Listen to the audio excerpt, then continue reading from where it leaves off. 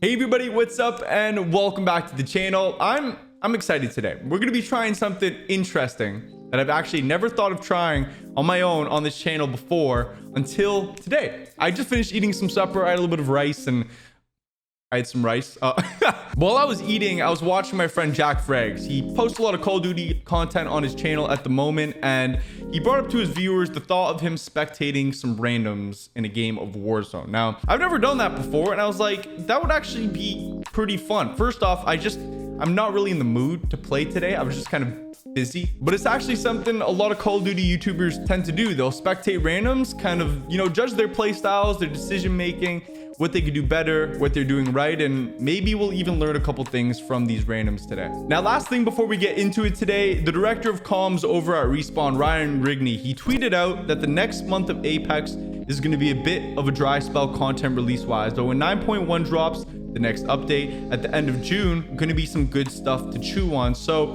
for the next month, it might be a little dry, but I figured it'd be a great time to think of some cool ideas like this one to do on the channel. So if you guys got any cool ideas that you'd love to see, now is the time to spam the comments. Go ahead, let me know. Maybe this idea will inspire some others. But yeah, without further ado, let's go spectate some randoms. All right, so our first teammate here, he's going to be choosing Wraith. I'm actually going to go with Fuse because I'm pretty sure he has the lowest pick rate out of any legend in Apex.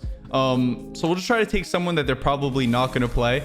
Someone whose stats I don't really care about. We could throw them out the window, but we got a Pathfinder and a Wraith combo. This isn't too bad. Let's take a look at their stats here. We'll see if they're like new players. Maybe they're older. Okay, so he's got 693 kills on Wraith, and our Pathfinder is hiding his stats.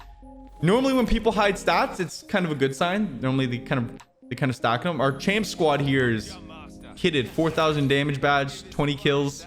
But I never actually considered this. I'm gonna have to kill myself. I'm gonna fly off the map so it automatically puts me onto my squad to spectate them. But just the fact that I'm kind of killing myself is gonna be, it's gonna kind of sway the results of the game because now they're down a man. It's not a true trio, but it's the best we can do here. So just fly off the map. They're probably wondering what the heck I'm doing. Here we go. Okay, now it should put me onto my random here. They're probably not even landed yet, to be honest. Yeah, here we go. Okay, so we got, I think I'll keep the cards up on the screen just so you can see who they're playing as. At least the Wraith. Well, actually, you guys know. We'll just close that. This way you can see better. He had a nice little shot on the guy there. Nice little massive shot. Right away, I can just tell I don't think he's a veteran of the game. I would have put my gun away really quickly for even the smallest bits of movement, just because it really helps speed it up. His accuracy looks pretty damn good so far, though, and he seems to have decent knowledge of the building. The shots, these are tough. He almost went up against a Spitfire that wouldn't have ended well for him. All right, so Wraith is holding it down pretty solid here. I think we'll stick to her just because this way we can kind of focus on the whole experience of one guy throughout an entire game. But Pathfinder and Wraith are sticking together. They're not like too far away from each other. They're looting up in the same vicinity, playing tight. Finish looting the building, smart move, and Pathfinder starts to make his way over to the next building. Now I know there's people in this train station. Gets another nice kill. The Wraith's kind of popping off. 2 kills, 1 assist. But the Pathfinder's upstairs. He's got to be a little bit careful here. Wraith is gonna start rotating over. Oh my god, and we got the dual campers right here. Our Wraith is a really good player. I can already tell. This chick's got it on lock. Looks like I'm the kill leader this time. She gonna loot those bets? No, she looted it. Okay. Now one thing to point out really quick. This is a public match, and if you guys ever wanted to see me commentate or spectate randoms throughout a ranked match, it's actually very different in terms of the way you play. If you're new to Apex, you might not quite understand that yet. But the fact that Apex has been out for 2.5 years, public matches is generally about looting quickly, rotating to the next team, pushing to get as many kills as possible, and just get the game done and over with. There's already 9 squads. In a ranked match, there probably would have been 14 or 15 squads still. So he's heading this way. Pathfinder's still at the train station. Pathfinder definitely seems like the less skilled teammate. She's more on her high horses, you know, looting very quickly. That's something you could tell in a good player. And she's already on her way back. We know there's nobody in the direction behind her towards the open fields. We can hear gunshots at the other end of Capital City, or Fragment East, Fragment West. And is that even what it's called still? What is it called still? Where are we here? Fragment West and Fragment... Yeah, so in Fragment West, we can still hear gunshots. She's already headed over. Something's telling me that Pathfinder's going to be a little sticky on the loot side and stick at train station. Yeah, no, she's kind of like the happy medium. You know, she's not sweating her face off right now. Something a lot of players do. Pays off. She gets the gold shield. But she's kind of taking her time here. Looting up. Getting what she needs. And the action was in that direction by the market. So she just took a look over there. The circle is about to close too. Round 1. It's only about 5 seconds left. So she's kind of gonna hug. Well, not hug really. I mean, I would just push into this, to be honest. And there's the fights. Spitfire still probably the best weapon of the season. Get a little grenade spam on the lifeline behind the truck there. That might actually get the kill. You got a little 3 damage off those shields. 82 on the Octane. Pathfinder's holding the height up there. I mean, it's not bad positioning at all on his end. He actually provides right the zip, so she doesn't get screwed positioning wise. Now, once again, I'd be putting my gun away a lot more. Every time I move, I put my gun away. It just makes your overall mobility so much better. Teammates up on the roof, I instantly would have took the zip, because now he just lost 100 HP there. You providing backup fire could have prevented that. Right away, she's going to pop a portal. Not the best portal, because it's not even accessible to the Pathfinder. Pathfinder's down, and she's leaving a direct route for the enemies to push her now. Yep, what do you know? She got an R99. Oh, she got to hurry up. Get that shot off. A guy right behind you. Is she going to pull this off? Quick little thermite, and she is done. That's it. So you can see kind of where the mistakes were made there. Luckily, we can still spectate now. We can carry off on the... I think we'll carry up with the Octane, just because he's the one who killed our teammate. But yeah, mistakes were made there. Bad positioning, bad follow-up with the teammates, and bad portal usage. Kind of like set up their failure there. Octane's taking on power of the Spitfire. Carrying the torch.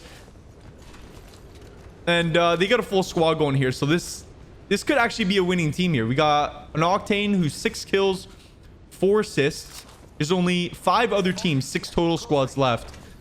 And they're the solo survivors of Fragment West, Fragment East. I tend to find that the teams who survive this city are generally the teams who win, because they're the teams who are looking for action, you know, always fighting, and the hottest in the lobby. Their shots the warmest. They're used to the action. We got a couple people in here. Their Bangalore teammate held down their own, killed the solo Bloodhound in the building here, or I think there was a Valk. And the rest of the team, there's another team over in train station. Now Octane seems to be a bit of a lootaholic, I'm gonna be honest. Lagging behind. He puts his gun away though. Definitely a good sign. Puts his gun away. Jump pads right over. I think he stood back to loot, just because he knows he has so much mobility to quickly shoot over to his squad. Once again, picking up the empty bags. Teammates are already high horsing it. They're looking to probably check out the last half of this Fragment West here. And if not, they're probably going to head up the hill and make their way over to Sorting Factory's direction. That's where the circle is. That's where the remaining squads are probably hiding. Once again, Octane still in his little bag, looting up. I think Lifeline would actually be someone fun to spectate here, which we'll actually switch to. I think we'll finish the game on her unless she dies, just because she's the one who aggressed the Wraith portal in the last squad, and she killed him. Octane just came in for the cleanup, and I think he was probably stuck behind looting before he came and followed up the Lifeline. Let's see where they head here. So they could have went to the right. Me personally, I probably would have went to the right. If I had a Valk on my team, I'd skydive over the mountain. But they're going left here just because the lava pit on the right side of the map is actually a bad choke point. More than likely, if there's a squad there and the ring's closing, really sticky, you better be the better squad or you're probably going to die. I think their Bangalore sees some enemies down below. Yep, it looks like a squad just flew into the building right here. So once again, like the positioning and all that, like if you were playing ranked, they'd be playing this a lot differently, you know?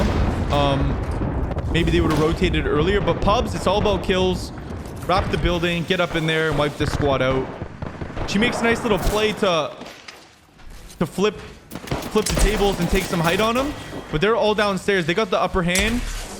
Watson gets locked out, and we got one more guy outside.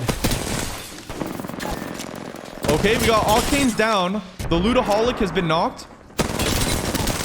Nice job. Lifeline gets the second one down. It's a 1v1 now, or a 2v1, about to be a 3v1. Bloodhound's making the psycho push, trying to push on 1 HP, and he's the Bloodhound seems to be good. Climbed up, starting to heal up. Lifeline sticks by the healing Octane just to provide some backup. They're playing well, and while all this is going down, like I think 2 of the other squads were fighting, and now there's only 3 teams left total. I could honestly, I don't know, to be honest, because positioning wise and teamwork wise, other than the Octane, they're doing all things right here. But just based on how they're playing there, their movement and their shot didn't seem to be the best. I think if they run into a squad with a better shot, they might actually get outgunned. We got a team using the bow on the other team. Dangerous Spitfire, dangerous Spitfire. Right there, I wouldn't have went for the jump shot. That's not necessary. You could easily held cover on the bin here. Just peek the quick PK shot. You don't got to expose yourself like that. And like I said, the better shot, if they go up against a better shot, it could cost them the game here. And it's looking like it. Octane's popping the battery. Trying to do anything just to... He shouldn't go for the res here. I would honestly just play this out. Actually, the enemy team is doing a res, so this was a smart move on his end. Right away, as soon as you hear a revive, you either trade res or you push the res. And he's come clutch. He got the kill. He went for the lifeline res first too, because lifeline would immediately be able to pick up the random. But that random has been thirsted. They'll drop down quickly, hit the revive. He'll be able to fall on his bin. It's kind of likely that they might win this game. Unless, is the enemy squad right there? That could be a little third-party table turner. Yep. See, I think it's a solo Octane. I think this squad has it in the bag here. I really do. It's been a fairly quick match as well. A 40 damage on the Octane. Oh, boy. And yeah, like I said, I think it's just the one. I'm trying to hear for footsteps. It might be. It might be. Yep. And that is the game. Wow. It's kind of cool to see how quickly matches go by when you're not playing them and you're just cycling between team to team to team. That was a good match. I mean, like I said, I think that the only thing the squad was lacking was their shot. I think that there are teams out there who maybe might be a bit better when it comes to accuracy, and that's probably the only way they would have lost, because they were playing tight, playing together. Our squad did absolutely nothing here, especially me. 28 second survival time. But yeah, hopefully you all enjoy that. I don't know if some of y'all may have learned something from that, just little things I was pointing out, how they would have played. They didn't have much rotation. After Capital City, they died. The team that won Capital City rotated out. You know, once they rotated out, they had the next point of interest, and that's where the game kind of ended. It's very quick the way these public matches go. But like I said, that was a public match of Apex Legends. If you guys enjoyed that, I'd really appreciate it if you leave a like on the video if you made it this far into it.